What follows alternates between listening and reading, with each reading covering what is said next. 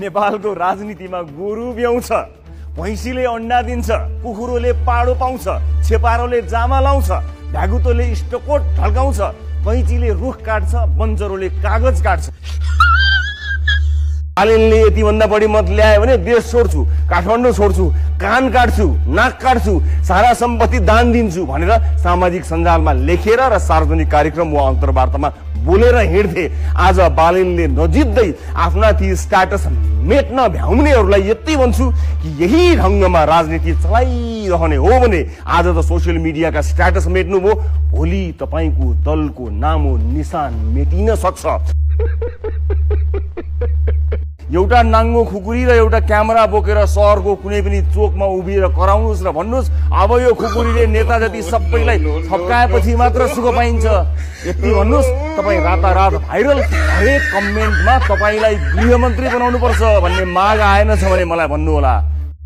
आज पचेका नगचराहरूलाई टुडीखेलमा राखेर घुमाएर घुमाएर उडेर उडेर एक एक किक हान्न मन छ, त्यो पनि नाकको डाँडी माचिने। मान्छे त असल हो तर रक्सी खाएपछि मात्र खराब भने जस्तो यो कुरा मिल्दैन। राम्रो मान्छे रक्सी खाँदा पनि राम्रो हुन्छ, नखाँदा पनि राम्रो हुन्छ। गिद्ध बाबा भन्दा त अचेल युट्युबतिर चलेका या दिने अघोरी बाबा भन्ने र चिनिने लाइफ ड्यामेज बाबा प्रति बरु धेरै सम्मान छ। मा देउसी नखेले, फागु पूर्णिमामा रङ नखेले के लुडो बाघचाल चेस खेल्ने? एउटा छाता पसलेसँग छाता किनेपछि ग्राहकले सोधेछ, साउजी यो छाता कति टिक्छ? साउजीले भनेछन्, घाम र पानीबाट जोगाउनुहोस्, जिन्दगीभरि टिक्छ। झिङ्गाको खुट्टाको, कान्छी औँलाको, नङको छेउको उप्किएको पातलो छाला कोट्याएर यत्रो राष्ट्रिय चुनौतीको सामना गर्न खोज्नु भनेको जोक सुनाएर नहाँसेपछि बाँधेर काउकुती लगाउनु जतिकै हो।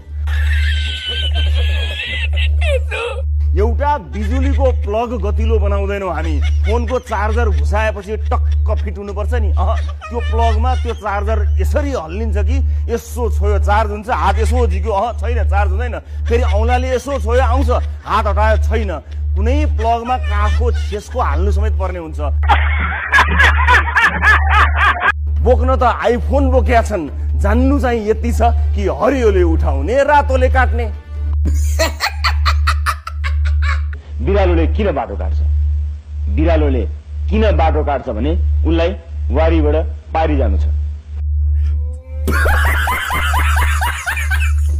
लाज पचेका नकचराहरूलाई टुडी खेलमा राखी उडेर घुमाएर एक एक किक हान्न मन छ, त्यो पनि नाकको डाँडी भाँचिने गरी। बिचरा एक अर्का बिना बाँच्नै नसक्ने जोडीलाई होटलका कोठामा छिरेर डिस्टर्ब गर्नुको अर्थ मैले चाहिँ बुझ्न सकेको छैन। गर्लफ्रेन्ड लिएर जाने चाहिँ कहाँ? फिल्म हलमा जाउँ, अजासु अङ्कल आन्टीहरूले देखेर के नभए जसरी गरेर ह्या गरेर लामो जिब्रो निकाल्छन्, टोलभरि हल्ला गरिदिन्छन्। घरमा ल्याउँ, बाउले छाला काट्ने, गर्लफ्रेन्डको घरमा जाउँ, दाजुभाइले ढुट्टो हुने गरी ठटाउलान्, जाने कहाँ त? घरमा आफूले खाएको थाल समेत आमालाई उठाउन लगाइयो। विदेशमा अरूले खाएको प्लेट उठाउन मात्र होइन, माझ्न र टिरिक्क टल्काउन बाध्य पनि भइयो। आफूलाई पर्दा दूध मागोगे तो खीर देंगे, कश्मीर मागोगे तो चीर देंगे, अनि हाम्रो जमिन चाहिँ त्यसरी पेलेरै निल देंगे। अहिले कोरोनाकै कुरा गरौँ, यतिखेर जान्ने सुन्ने हामी जनता नै धेरै देखियौँ। प्रत्येक दिन जरुरी सामान किन्न जाने हामी सर्वसाधारण जनताको जरुरी काम र जरुरी सामान लगभग थाहा भयो। चुरोट, गुटखा, बियर, बिहान बिहान भेराइटीका तरकारी, दूध, अन्डा, मासु। विदेश बसेकालाई वारवार्ती ल्याएर कोरोना फैलाएर देश सोत्तर बनाउने भन्ने प्रधानमन्त्रीको भनाइ मिल्दैन। वारवार्ती रेमिटेन्स पठाएर देशको अर्थतन्त्र धानेको चाहिँ बिर्सिनु भयो।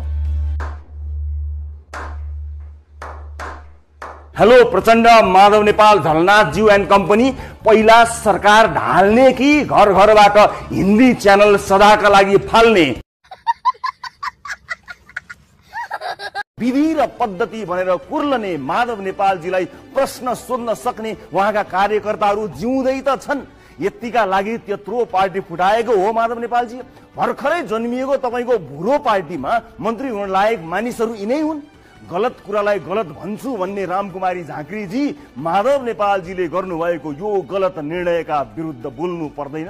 काठमाडौँका मेयर विद्या सुन्दर साक्यलाई समेत कोरोना लाग्यो। होइन, यो कोरोना त बाहिर निस्कने सक्रिय हुने मान्छेलाई लाग्ने भन्ने सुनिएको थियो, केही नगर्नेलाई पनि लाग्दो रहेछ। जोककै कुरा गर्दा आज मुड फ्रेस गर्न गराउन म पनि एउटा जोक भन्छु है त। स्वर्ग र नर्कको बीचमा एउटा ठूलो पर्खाल थियो रे।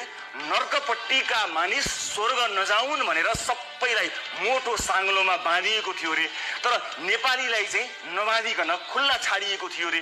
यसरी नेपालीलाई खुल्ला छाडेकोमा अरू देशका नर्कवासीले यमराजलाई कम्प्लेन गरेछन् र भनेछन् हामीलाई बाँध्ने, नेपालीहरूलाई चाहिँ नबाँध्ने। यसरी त उनीहरू पर्खाल नागेर स्वर्ग जान पाइहाल्छन् नि। जवाफमा यमराजले भनेछन् हे अन्य देशका प्यारा नर्कवासी हो, नेपालीहरूलाई बाँध्नै पर्दैन। एउटा नेपालीले पर्खाल चढ्न खोज्यो भने अर्को नेपालीले सहन्छ, त्यसलाई फुत्त तानेर झार्छ, त्यसको खुट्टा फेरि अर्कोले तान्छ। किन बाँध्नु पर्यो? यसो हेर्दा यति पैसा र यत्रो भुइँ बाहेक अरू खासै गुण त केही देखिँदैन। तै पनि मन्त्री बल्लान जस्ता त तिनै पो देखिन्छन् त गाँठे। नेपाली जनताले जसलाई महानायक मान्छन्, महानायक उही हो। महानायकको कुनै सर्टिफिकेट हुँदैन। अब यसैमा अल्झिएर भाइरल हुन छोडौँ। सधैँ भाइरल मात्र हुने हो भने पैसा कहाँबाट आइरल र पेट भर्न के खाइरल? सरकारले जेठदेखि लागू हुने गरी हप्ताको 2 दिन बिदा दिने निर्णय गरेको छ। यसबारे कर्मचारीहरू खुसी भएका छन्। कर्मचारीहरू खुसी नहुने त कुरै छैन नि। अझ तलब पनि दोब्बर गरिदिए झन् खुसी हुन्छन् होला। केही कर्मचारीहरू चाहिँ हप्तामा 2 दिन बिदा दिएकाले दुखी भएको समेत जानकारी पाए। अनि बुझ्न खोजे 2 दिन बिदा पाउँदा दुखी हुने को रहेछन्? यो बुझ्दाखेरि त केही घुसिया कर्मचारीहरू परेछन्। डेली घुस खाने कर्मचारीलाई 1 दिन थप बिदा हुँदा साह्रै घाटा लागेकाले ज्यादै दुखी भएको पाइयो।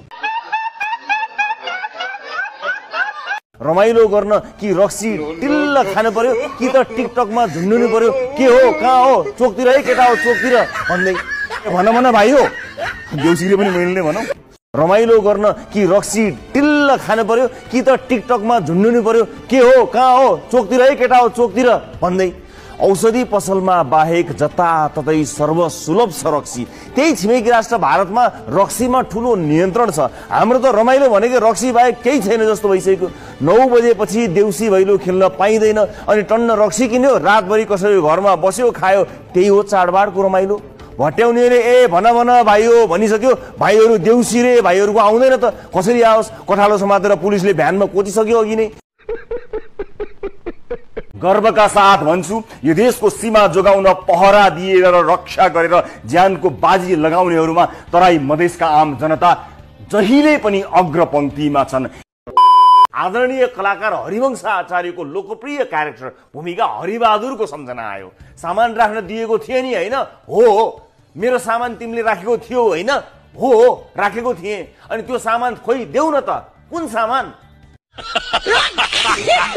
फोनमा कुरा सकिएपछि फोन काटौँ। अनि अरू के छ? अनि अरू ठिक छ? अनि भनेर नचाटौँ। 4 जना जम्मा भएको भिडमा के भो भन्दै नजाउँ। यो संसारमा भएका सबै कुरा तपाईलाई थाहा हुनै पर्छ भन्ने छैन।